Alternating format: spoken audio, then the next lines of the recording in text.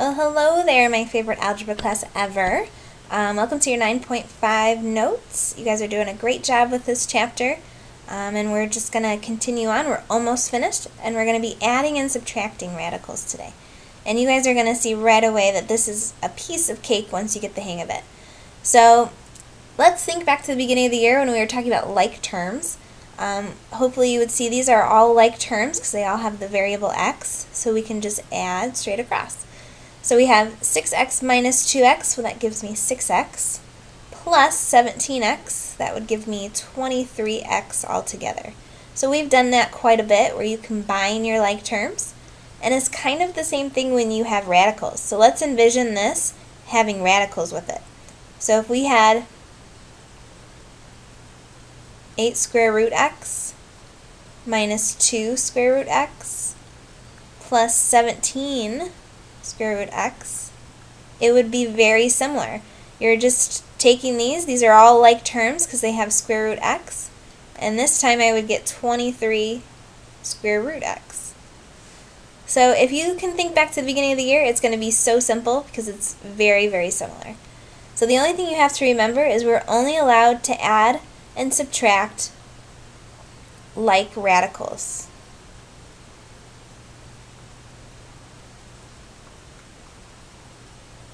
So if they don't have the same radical, then you can't add them together. Just like if they don't have the same variable, then you can't add them together.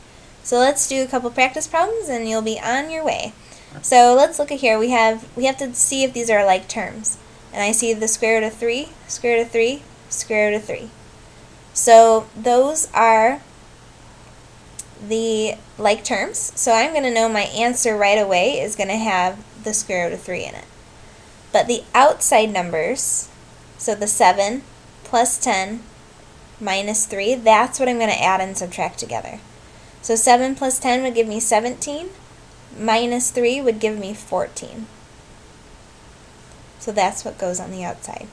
And I'm always going to look, I can't simplify that anymore, so I am completely finished. Easy as that. So let's look at number 2. Ooh, this time I have some different terms. So I know this, I might do some symbols here. So 5 root 3 would be a like term with, 5 root 2. Oops, what happened here? Let's get back to my pen. Alright, so we have minus root 2. So those would be my like terms.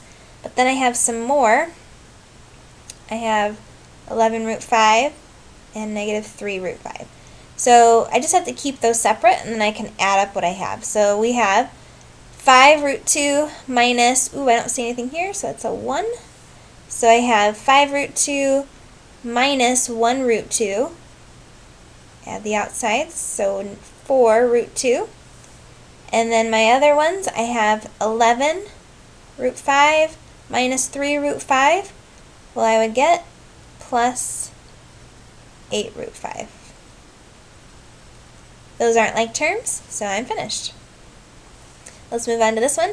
These again, they're all root 7, so I know I can add them all up.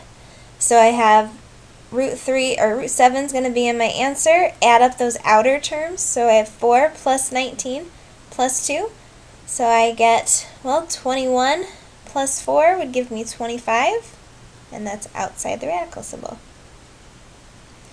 And then our final one is a little bit more challenging, so let's take a close look at it. At first glance it looks like, I can't do anything. But to be honest guys, you're always going to be able to do something. So look a little deeper. I can't do square root of 17. I can't simplify that in any way. But square root of 9 is, well, that's just 3. So what I have here is I have a 2 root 17 plus, what's 15 times 3? I'm sorry, 5 times 3, just told you the answer. I get 15. So then what you might be thinking is, well, I can add up the 2 and the 15 because they're outer numbers, but I don't have any radical here, so these are not like terms. So this right here is my final answer. And you're finished today. So that's a nice short little lesson. Hopefully you understand. Come with any questions you might have tomorrow. Have a good night.